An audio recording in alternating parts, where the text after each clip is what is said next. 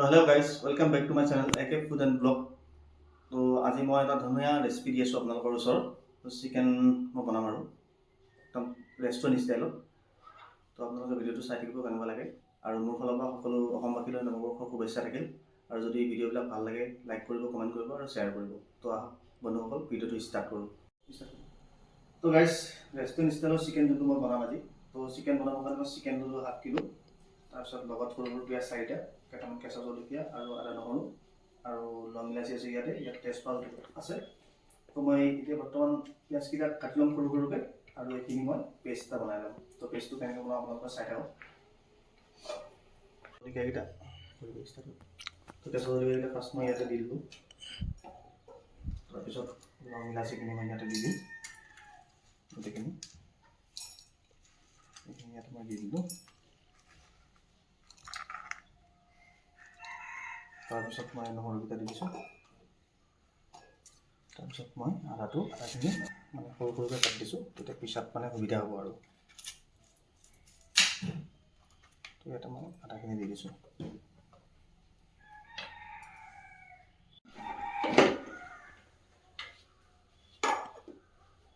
ধুনীয়া এটা পেষ্ট বনাই ল'ম মই এতিয়া।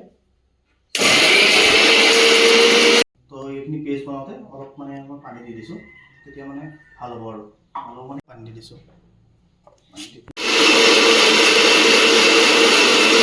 তো গাইজ, মোৰ পেষ্টটো বৰ্তমান ৰেডি হৈ গৈছে। পেষ্টটো ৰেডি হৈ গৈছে। তো কি কি দিছোঁ আপোনালোকেতো গম পাইছেই। এতিয়া মই এইটো ৰাখি দিম। পিঁয়াজখিনি মই সৰু সৰুকৈ কাটি ল'ম।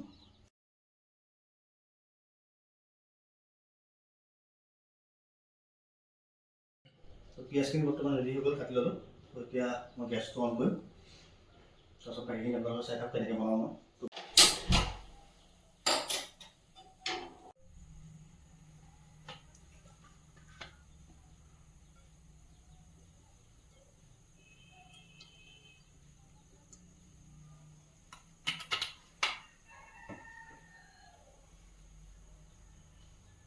এতিয়া মই গৰম পানী এড কৰিম, মানে সেইটো কাৰণে পানীটো অলপ মানে গৰম কৰি লৈছোঁ। তো গৰম পানী দিলে কি হয়, চিকেনটো মানে সোনকালে গলে। তো অলমষ্ট মোৰ তেলটো গৰম হৈছে। তো মই ইয়াতে তেজপাতকেইটা দি দিলোঁ। তেলটো গৰম হৈছে, গেছৰ ফ্লেমটো অলপ ল' কৰি দিছোঁ।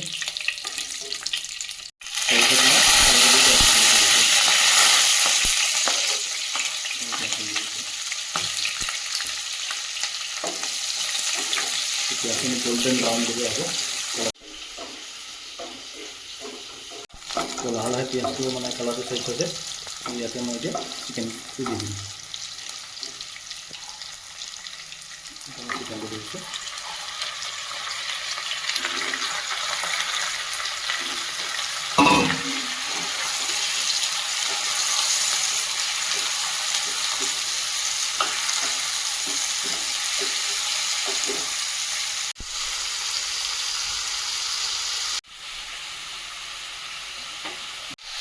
তো ইয়াত মই এতিয়া মানে মছলা এড কৰিম। মছলা মানে কি আৰু প্ৰথম নিমখটো দিম।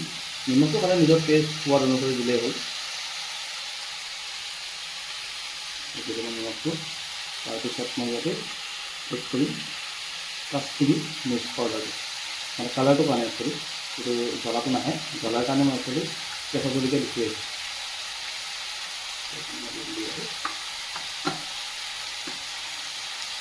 তাৰপিছত দিম মই হালধি পাউডাৰ।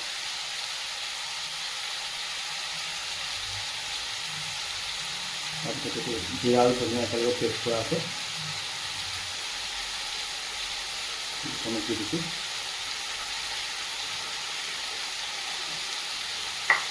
মই একদম ধুনীয়াকৈ লগাই দিম।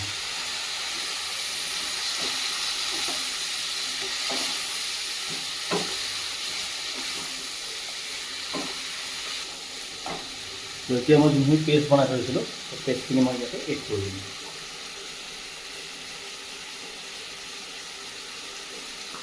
পেষ্টখিনি মই দি দিলোঁ। পেষ্টখিনি দি ধুনীয়াকৈ লগাই দিলোঁ।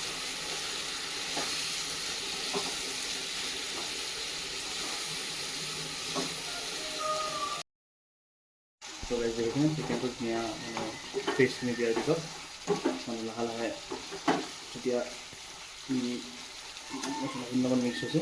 তো কালাৰটো ধুনীয়া চেঞ্জ হৈ আহিছে।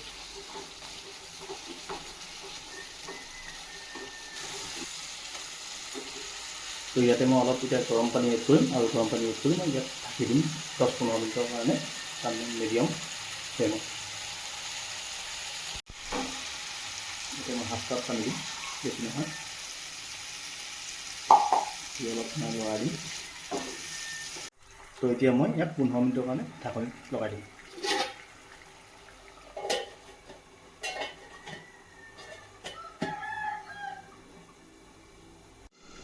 তো গাইজ 15 মিনিট হৈ গৈছে, মই ঢাকনটো লগাই দিয়ে।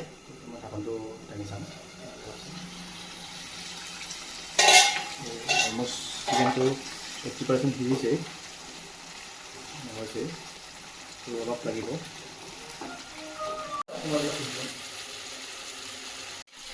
তো গাইজ অলমষ্ট চিকেনটো 80% হৈছে। তো ইয়াতে মই আৰু অলপ মানে 1/2 কাপমান গৰম পানী এড কৰিম, মানে বাকীখিনি যিখিনি বাকী আছে সেইখিনি দি যাব আৰু। ইয়াতে 1/2 কাপ পানী দিলোঁ। দিয়াৰ পিছত মই অলপ ছানৰাইজৰ গৰম মছলা মানে এড কৰিম।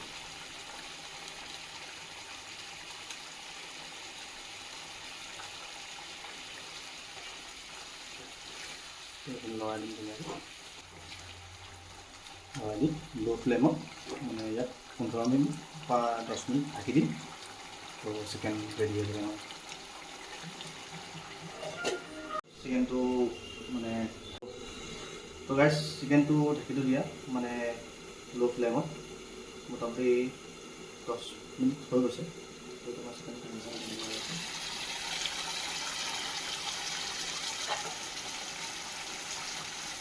চিকেনটো বৰ্তমান আমাৰ ৰেডি হৈ গৈছে।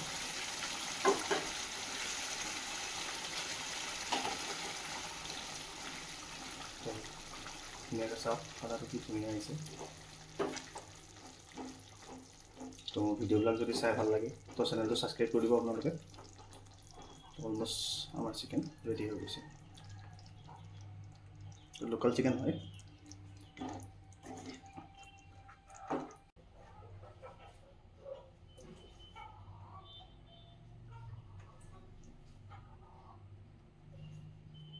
তো গাইজ আমাৰ লোকেল চিকেনটো বৰ্তমান ৰেডি হৈ গৈছে। তো চাওক কেনেকুৱা আছে, ধুনীয়া আছে। মানে